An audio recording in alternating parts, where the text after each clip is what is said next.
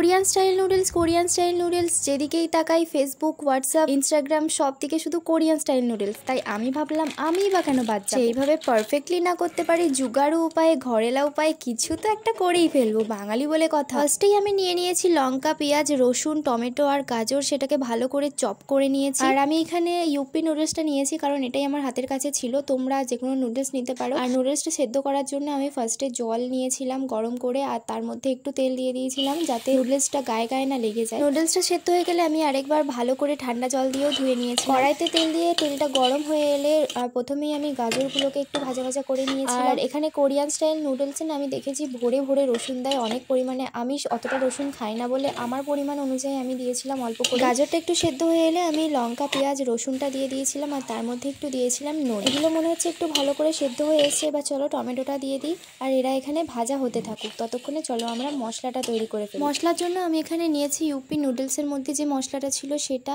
তার মধ্যে মায়ের মশলার পিটারা থেকে একটু লঙ্কা গুঁড়ো, একটু জিরে গুঁড়ো, একটু হলুদ গুঁড়ো আর একটু গরম মশলাগুলো নিয়ে নিয়েছি। দেন আমি মশলাগুলোকে একটু চামচের সাহায্যে ভালো করে মিক্স করে নিয়েছিলাম আর তারপরে জল দিয়ে দিয়েছিলাম, জল দিয়ে আরও একবার ভালো করে মিক্স করে নিয়েছি। দেন আমাদের নুডলসটাকে ওই গোলা মশলাটার সাথে অল্প অল্প করে নিয়ে মিক্স করে নিতে হবে সবগুলো। আমি না দেখেছি কোরিয়ান নুডলস তৈরি করার সময় অনেক তেল ইউজ করে, মশলা টশলা মিক্স করার জন্য তেলই ইউজ করে। আমি এখানে জল নিয়েছি কারণ আমি অত তেল খেতে চাই না, আর অলরেডি ওই গাজর ঠাজর ভাজার ওখানে প্রচুর তেল লেগে গেছে, সেই জন্য আমি জলটাই ইউজ করেছি। জলটাও ইউজ করলে খুব একটা বাজে খেতে হয়নি। আর তারপর আমি এখানে কাসুন্দি দিয়ে দিয়েছিলাম অল্প পরিমাণে। আর দেখো আমাদের এখানে কিন্তু সবজিগুলো 80% ভাজা হয়ে এসেছে। আর এরপরে আমি এখানে নুডলসটা ছেড়ে দেবো ওই সবজিগুলোর মধ্যে। দেন আরও কিছুক্ষণ ভালো করে এগুলোকে একসাথে মিলে ভাজতে থাকবো।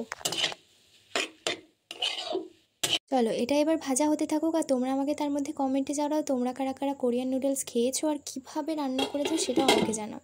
তার মধ্যে চলো আমরা সসটাকে বানিয়ে ফেলি। প্রথমেই আমি এখানে কেচাপ নিয়ে নিয়েছি, যেটা টমেটো সস বলে সেটা, আর তার মধ্যে আমি এখানে একটা তেঁতুলের যে আচার হয় না 1 টাকা করে দাম, সেটা ওই কেচাপটার সাথে মিক্স করে নিয়েছি। দেখো তেঁতুলের আচারটা কিন্তু পুরো ব্ল্যাক কালারের, জানি না তোমরা দেখতে পাচ্ছ কিনা, বুঝতে পারছো কিনা। ওকে এবার আমরা মিক্স করে ফেলি, আর মিক্স করে দেখো স্ট্রাকচারটা কিছুটা এইভাবে তৈরি হয়েছে। আর সত্যি বলতে আমি কিন্তু আগে ট্রাই করেছি, এই সসটা খেতে বেশ ভালো লাগে। আর দেখো অলরেডি আমাদের কিন্তু ম্যাগিটা তৈরি হয়ে গেছে, চলো এটাকে এবার সার্ভ করে নেওয়ার পালা।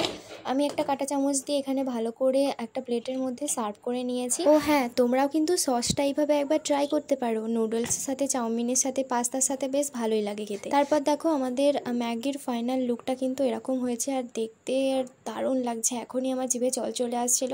তারপর আমি সসটা উপরে দিয়ে দিয়েছি আর ভালো করে মিক্স আপ করে নিয়েছি একটু। আর ফাইনাল লুকটা দেখো, জাস্ট অসাধারণ, আমার জাস্ট এখনই লোভ লাগছে। কি আর করা যাবে, খাওয়া তো অলরেডি শেষ হয়ে গেছে।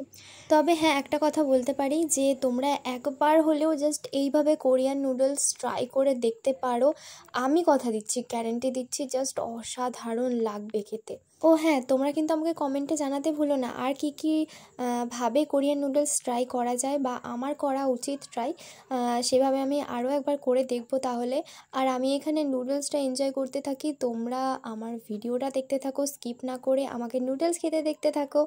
আর যাই হোক, তোমরা একবার এইভাবে হলেও ট্রাই করে দেখতে পারো, জাস্ট অসাধারণ খেতে হয়েছিল, বারবার বলছি কারণ আমার না সত্যি অসাধারণ খেতে লেগেছিল। আর আমার হাতের রান্না তো কী আর বলবো, অসাধারণ অসাধারণ অসাধারণ, আর কিছু বলার নেই। টাটা।